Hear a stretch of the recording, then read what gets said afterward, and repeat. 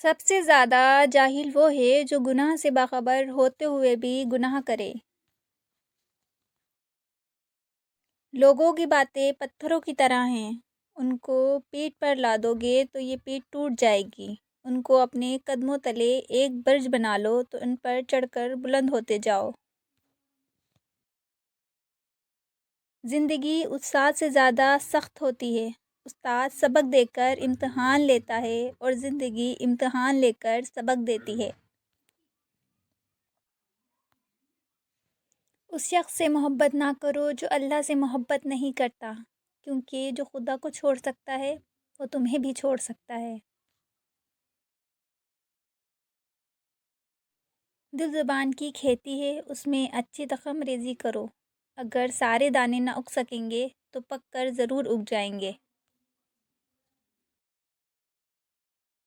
رضامندی کی آنکھ ہو تو اسے کوئی عیب نظر نہیں، اور جب ناراض ہو جائے تو اسے صرف اور صرف برائیاں ہی نظر آتی ہیں۔ احمق سے دور رہنا ثواب، جبکہ احمق پر نظر ڈالنا گناہ ہے۔ عقل مندی وہی ہے کہ جب اس پر کوئی مصیبت آئے تو پہلے دن وہی کرے جو کہ وہ تیسرے روز کرے گا۔ یہ تمہارا جو نفس ہے، تم اگر اسے خیر میں مصروف نہیں کر لیتے تو تمہیں شر میں مصروف کر لے گا۔ اگر کوئی چیز تقدیر میں نہیں بھی لکھی تو پھر بھی دعا ضرور کرنی چاہیے، کیونکہ تقدیر کے سامنے ہم بے بس ہیں، تقدیر لکھنے والا تو بے بس نہیں ہے۔ جب بھی فارغ وقت ملے اپنی ماں کے پاس جا کر بیٹھ جایا کرو، کیونکہ ماں کے ساتھ گزارا ہوا وقت قیامت کے دن نجات کا باعث بنے گا۔ چونکہ جاہل کو اس بات کا یقین ہوتا ہے کہ وہ علم ہے، اس لیے وہ کسی کی بات نہیں مانتا۔ صرف وہی شخص جو مخلص ہے وہ جان لیتا ہے کہ دکھاوا کیا ہے۔ جو تمہیں دوست رکھتا ہے وہ تمہیں برائی سے بھی روکے گا، اور جو تمہیں دشمن رکھے گا وہ تمہیں برائی پر ابھارے گا۔ مخلوق میں سب سے زیادہ ہمدردی کے قابل وہ ہے جو تنگ حالی کے باوجود ہمت کے ساتھ زندگی بسر کرتا ہے۔ سخاوت دنیا اور آخرت کے عیبوں کو ڈھانپ دیتی ہے۔ لوگوں پر ظلم کرنے کے والے قیامت کے دن اپنے ظلم کی وجہ سے سخت تکلیف میں گرفتار ہوگا۔ آدمی کو چاہیے کہ نیک علماء کی صحبت میں زیادہ رہے اور شریروں اور بدکاروں کی نزدیکی سے پرہیز کرے۔ کامل عورت وہ ہے جس نے اپنے عزت نفس اور حیا کو اعلیٰ دنیا سے بچائے رکھا۔ کوشش کیجیے اپنی خوشیوں کی چابی کسی اور کی جیب میں نہ ڈالیں۔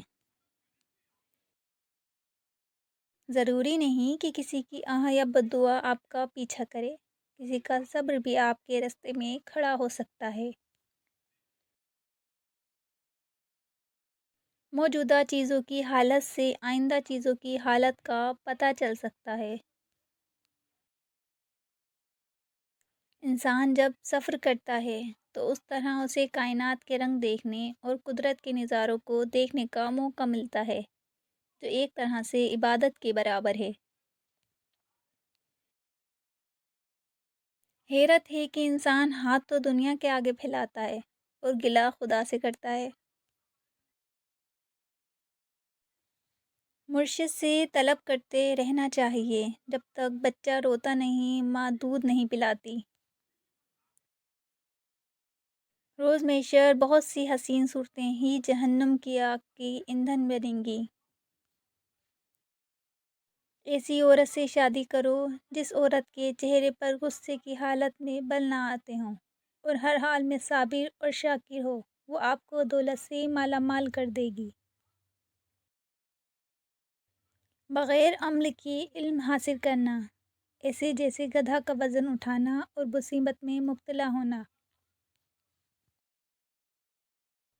پڑوسی کو ستانے والا دوزخی ہے، اگرچہ تمام رات عبادت کرے اور تمام دن روزے رکھے۔ ایسے علاقے میں نہیں رہنا چاہیے جہاں دینی مسئلہ بتانے والا عالم اور جسم کا علاج کرنے والا طبیب موجود نہ ہو۔ تفریح میں باوقار رہنا بے وقوفی کی علامت ہے۔ اگر میں قوت حافظہ کی طرف توجہ کرتا جیسا کہ محدثین کرتے ہیں تو دنیا میں میرا کوئی مقابل نہ ہوتا۔ مرد کے جسم کو 3 چیزیں طاقت دیتی ہیں: اول گوشت کھانا، دوم خوشبو سونگھنا، سوم غسل کرنا۔ جس عورت نے اپنے شوہر کو خوش رکھا گویا اس نے اپنے اللہ کو خوش رکھا۔ جو کپڑے حلال رزق سے بنائے گئے ہوں وہ کبھی پرانے نہیں ہوتے۔ بھوکے کے پیٹ میں ایک لقمہ جانا یا کسی محتاج کی حاجت روائی کرنا میرے خیال میں مسجد بنانے سے بہتر ہے۔ کھانا کھانے سے قبل صرف 2 کام کر لیا کرو، کبھی بیمار نہیں ہوگے۔ اول بسم اللہ پڑھیں، دوم آدھا گلاس پانی پی لیں۔ جو کام اخلاص کی نیت سے نہ کیا جائے اس کا انجام برا ہوتا ہے۔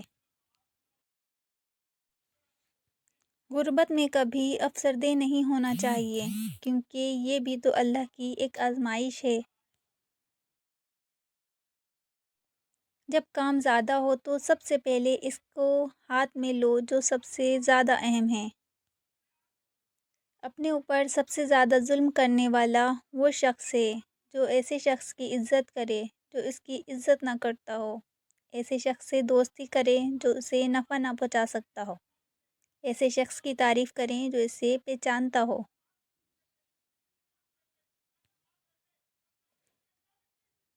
آپ کے اخلاق کی قدر بھی لوگ اس وقت کریں گے جب آپ کے پاس دولت اور طاقت ہوگی۔ غریب کتنے ہی خوش اخلاق کیوں نہ ہو، لوگ اس کے اخلاق کو اس کی کمزوری سمجھتے ہیں۔ ایمان 3 چیزوں سے مکمل ہوتا ہے: بھلے کام کرنا اور ان کا حکم دینا، برے کاموں سے پرہیز کرنا اور دوسروں کو ان سے باز رکھنے کی کوشش کرنا، حدود الہی کی نگہداشت کرنا۔ 3 عمل ایسے ہیں جو انسان روزانہ کرے تو اس کا رزق بہت زیادہ بڑھ جاتا ہے: تہجد کی نماز پڑھنا، کثرت سے صدقہ کرنا، کثرت سے اللہ کا ذکر اور استغفار کرنا۔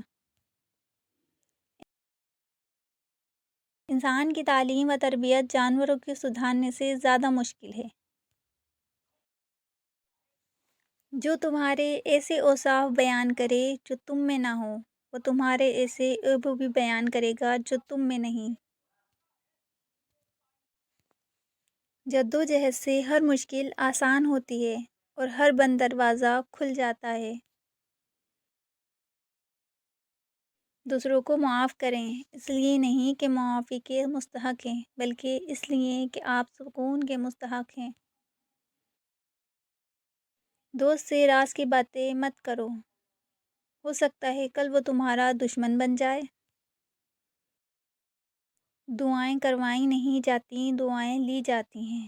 جتنا جلد انسان اس حقیقت کو سمجھ لے اتنا جلد ہی اس کی دنیا اور آخرت سنورنے لگتی ہے۔ جو لوگ دوسروں کا جینا مشکل کرتے ہیں ان کا مرنا آسان نہیں ہوتا۔ برداشت ایسی مضبوط چھ ہے کہ پتھر پلٹ کر مارنے والے کے منہ پر جا پڑتے ہیں۔ مشکل وقت میں ہمیشہ دعا کیا کریں کیونکہ جہاں انسان کا حوصلہ ختم ہو جاتا ہے وہاں سے رحمت خدا بندی شروع ہو جاتی ہے۔ ہم مسلمانوں کے زوال کی ایک وجہ یہ بھی ہے کہ ہم نے تمام آیات و احادیث صرف دوسروں کو سنانے کے لیے یاد کی ہوتی ہیں۔ کون کیا کر رہا ہے، کیسے کر رہا ہے، کیوں کر رہا ہے، ان سب سے آپ جتنا دور رہو گے اتنا ہی خوش رہو گے۔